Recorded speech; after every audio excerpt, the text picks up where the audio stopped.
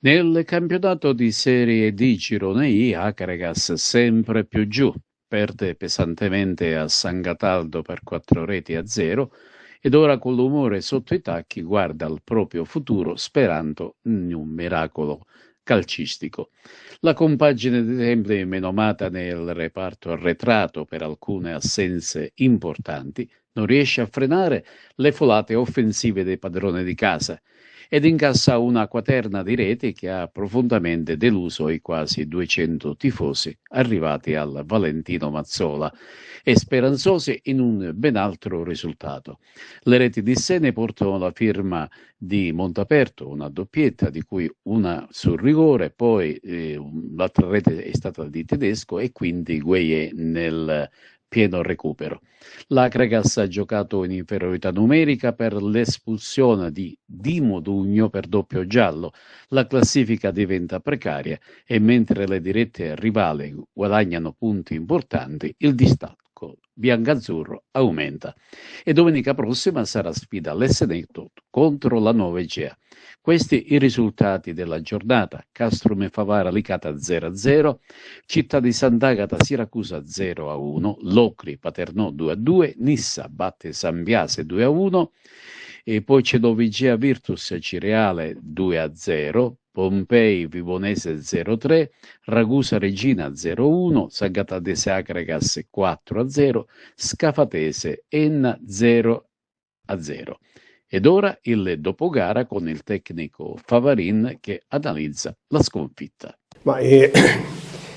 Mi sento solo di dire alcune cose perché non mi aspettavo chiaramente un risultato del genere.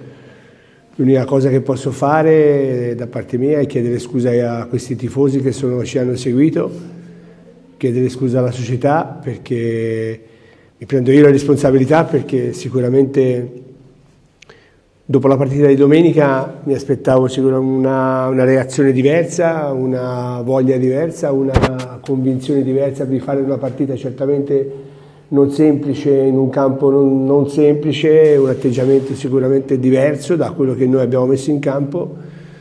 Mi prendo la responsabilità perché ho fatto delle scelte sbagliate che poi sono risultate disastrose e il risultato in parte è colpa mia. Sulla partita mister, forse due partite nella stessa, perché nel primo, anche se avete preso gol subito, siete rimasti comunque in partita, poi quei due gol in 3 minuti tra il 16 e il 18esimo.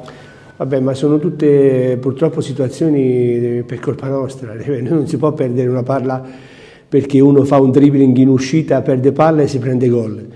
Nel secondo tempo poi già ammonito, ti fai ammonire per un'entrata del genere, rimani in 10, poi è chiaro che resta difficile, però sinceramente con la squadra avrò modo di poterne parlare durante la settimana, perché cullare delle ambizioni con queste prestazioni forse siamo fuori strada. Chiaramente un momento un po' difficile, in anche errori individuali e anche di con l'espulsione si poteva gestire meglio forse?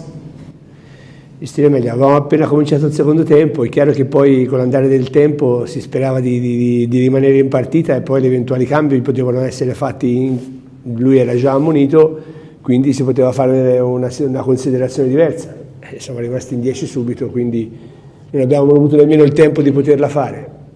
Però sono tutte cose a margine questi, gli errori li abbiamo commessi principalmente in maniera individuale, quindi la colpa è solo nostra, come è successo domenica scorsa in casa col Pro Favara, la colpa è solo nostra perché si è persa una partita assurda e quindi la colpa, quindi non andavamo a cercare tante scuse, tanti alibi, tante storie, la colpa è solo nostra. Martedì si riprende mister,